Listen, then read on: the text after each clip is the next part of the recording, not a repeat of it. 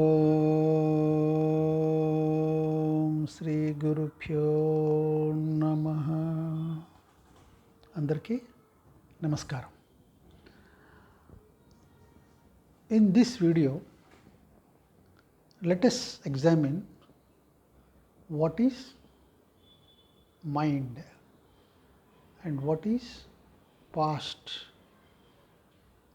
and all those issues related to the mind and habits. Man appears to be in the present, but it is only an appearance. He lives and functions only from the past. His present actions are rooted in the past. For an ordinary man,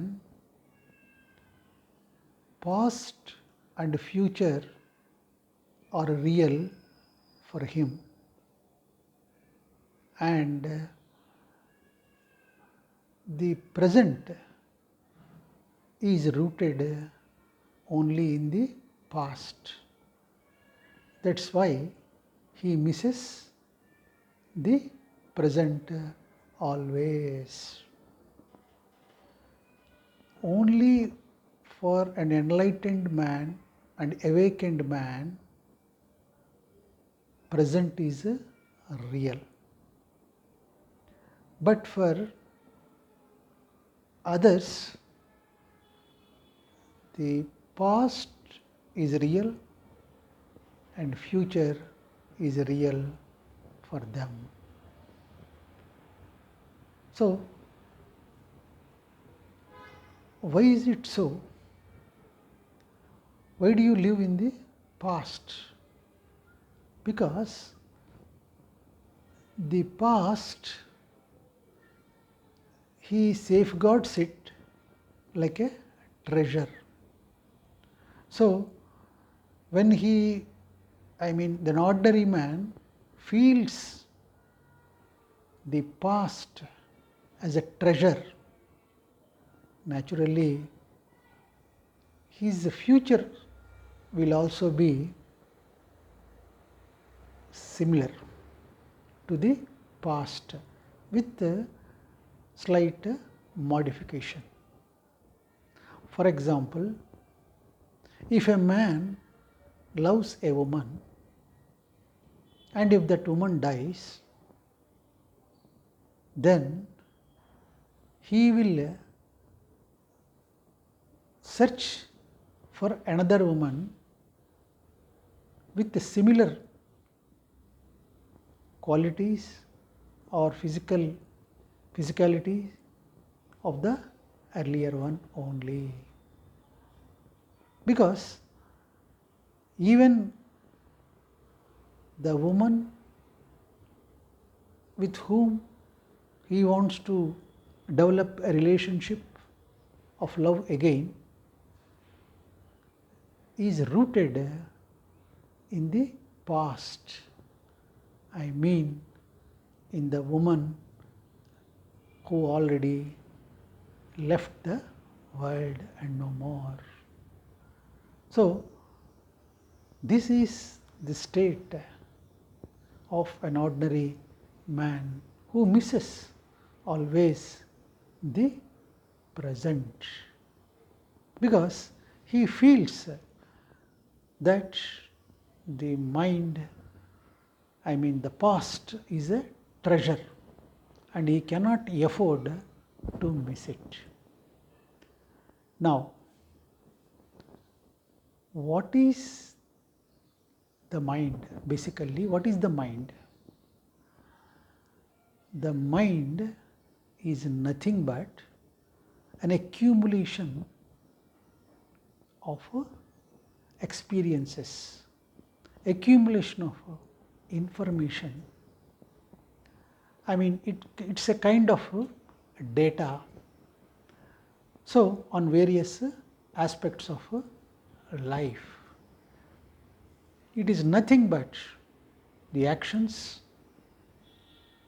you have already done, and whatever the actions you have dreamed, and whatever the actions you have imagined and could not do. So, all this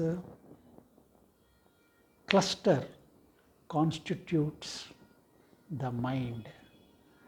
So, the mind, it only projects, it only stores the information in memory, and the mind basically is afraid of the unknown. So, it clings to the past and it imagines even the future based on the past only. That is why it misses the present. So, in this way, the mind functions. So, whatever action you have done in an unconscious state, and when you repeat it again, you are adding energy to it. Once you do any action unconsciously, you are creating a channel in your being, and the energy, whatever the energy is there in you, it flows to that point. So, then once you repeat the action again and again, it becomes a habit.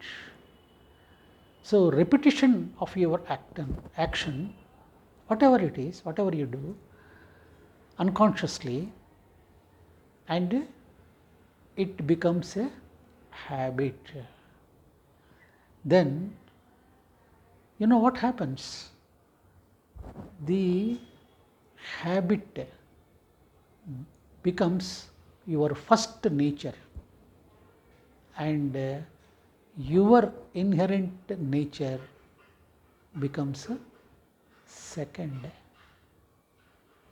So, that means whatever actions you perform unconsciously, you think you have been doing them, but the fact is you are not the doer of those actions. When you become the doer, when you do any action consciously, you become the doer.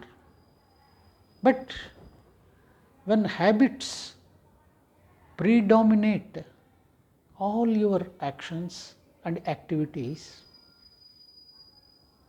and when you will not be the doer, but you feel that you are doing the same. So, this is the position, this is the state of an ordinary man. So, the habits are formed by the actions which are repetitive.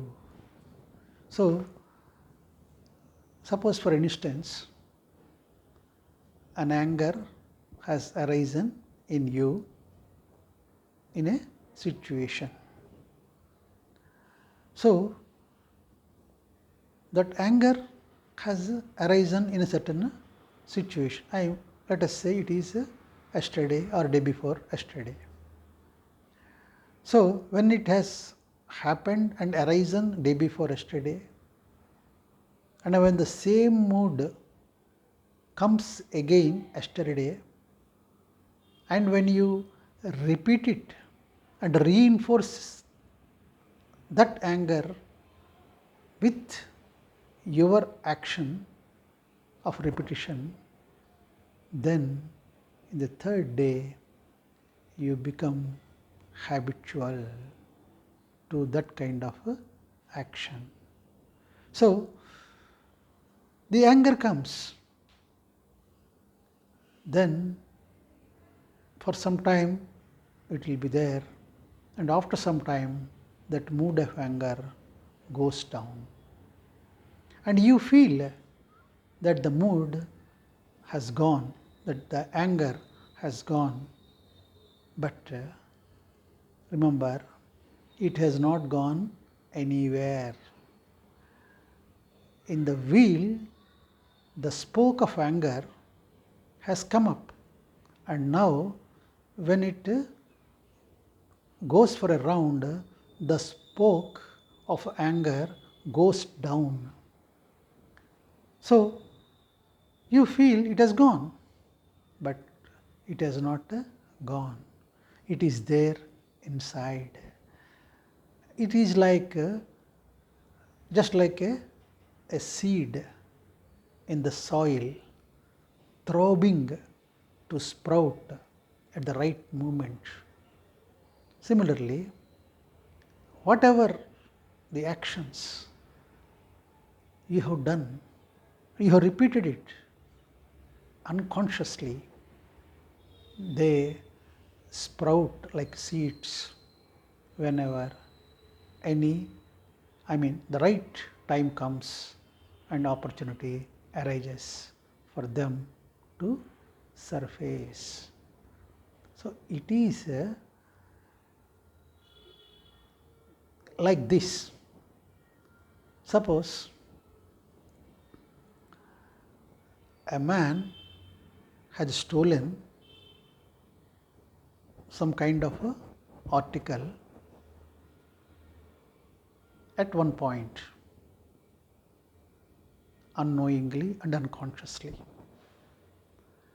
and then later he realizes that it is not correct, because that action has caused harm and disturbance to the owner of that article. So he goes to return that article to the owner. When he approaches the owner to confess that what he has done, a theft, is not in order and he has done it unconsciously, and he want to rectify that by returning the same to the owner. So he want to explain all this to the owner of the article. But when he goes and sees and inquires the owner as to did he notice any article missing in the party held recently by him in his house, and when the owner says everything was all right and no article was missing, and in fact I thank you for having come and attended that party and all that. So the ordinary man went only to return that gift stolen by him, that article stolen by him, and when he sees the reaction of the owner, and when he sees that he is ignorant of the theft, and when that has not been noticed by him, then and there itself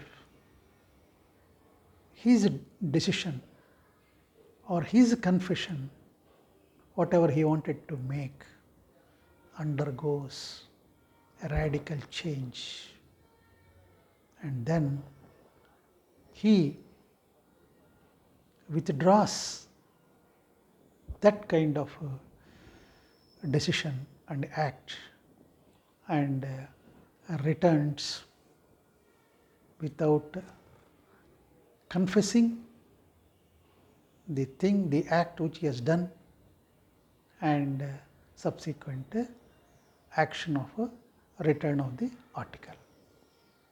So, why is it so? Because the mind imagined something strange. So, he thought over the act done by him, and he want to make a confession and all that. But when there was no uproar from the other side, whatever the internal uproar in this man has subsided,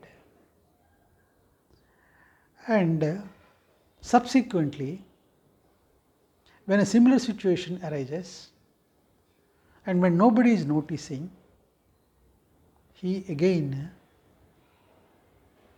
resort to the theft of a similar kind and nature again, and there is ever possibility for it to repeat.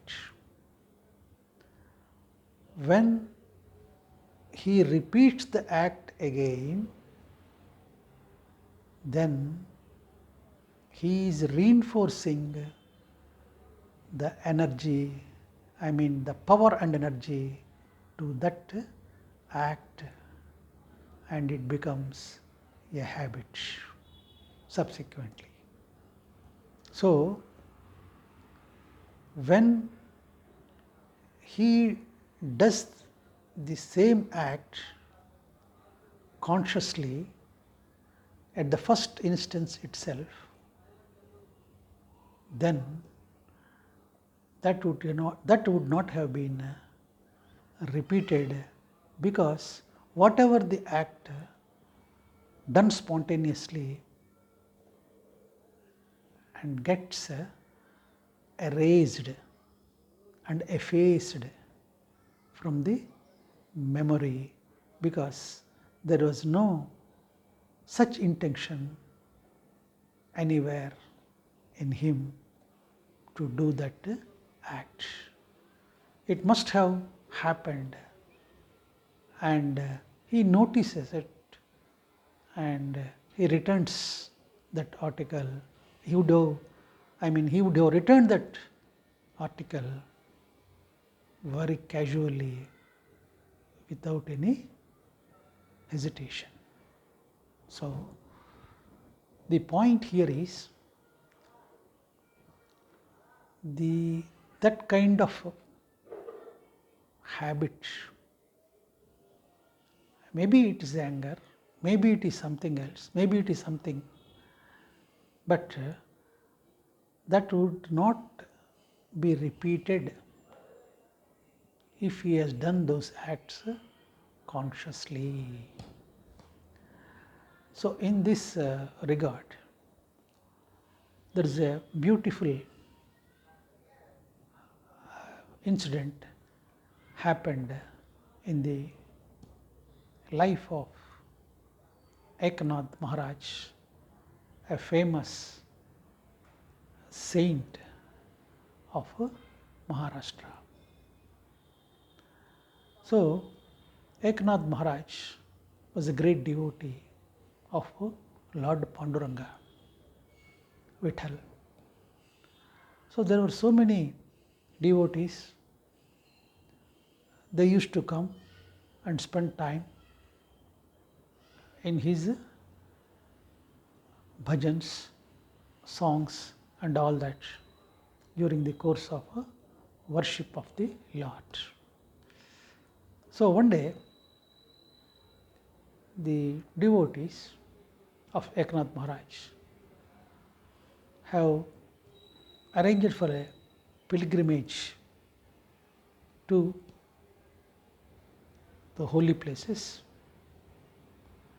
to the nearby holy places, and they requested Maharaj to lead the pilgrimage. And that's how the pilgrimage of Eknath Maharaj started.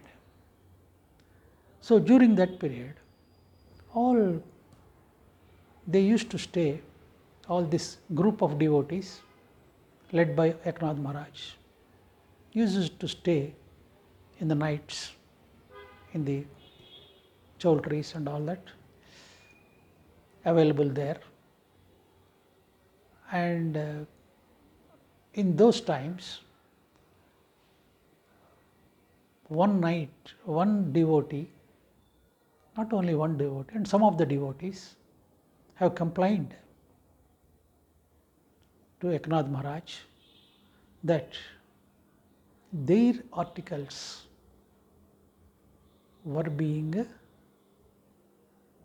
stolen when they were asleep in the night. So, Eknath Maharaj watched one night as to who is doing this. He wanted to observe who is doing this. So, one man who was a thief earlier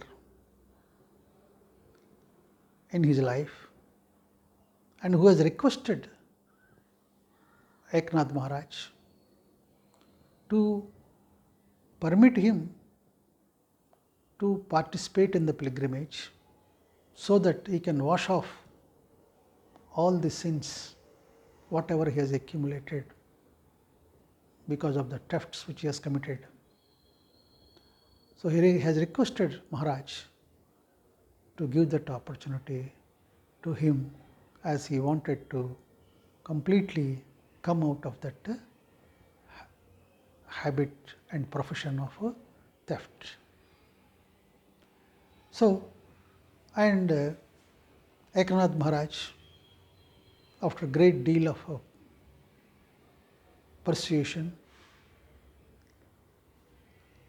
has agreed and permitted him to accompany in the pilgrimage. So he noticed that that thief earlier, who was the thief and who is now one of the pilgrims, is doing all this. So he accosted him. Why you are doing like this? You have promised that you will not steal. Now you are doing the same thing again. Because of this only, I never accepted your participation in this pilgrimage. Then the thief has told Maharaj like this: Maharaj, I have been doing this stealing, this business of stealing since a very long time, and it has become my habit. So That's why I go to stealing, which is my profession, only in the nights. Since I have been in that profession for a long time, I will not be able to go to sleep in the wee hours regularly. So I wake up even though I go for sleep, and because I am not getting sleep, I wake up. I am waking up in this pilgrimage. And because of the old habit of stealing, and which I could not resist, so what I am doing is I am taking the articles, the valuable articles of one pilgrim, and then I am keeping the same article at the side of the other pilgrim, and at the same time I am taking his article and placing it before this pilgrim. Like that, I am only exchanging the articles. I am not stealing and keeping the articles for myself. Just because of the habit, I am only exchanging between the persons. Please pardon me, because it is my old habit which I could not overcome. So, habits force the people to commit certain errors, and in that way they resort to all kind of actions which are harmful and which cause pain to others. But remember, these actions, they do it unconsciously. So now we will examine how to overcome this kind of habitual patterns and reactions from the old patterns from the past, and how to lead and gain freedom from such a life which is full of habits of unconscious living. So these aspects we will examine in the next video. Thank you.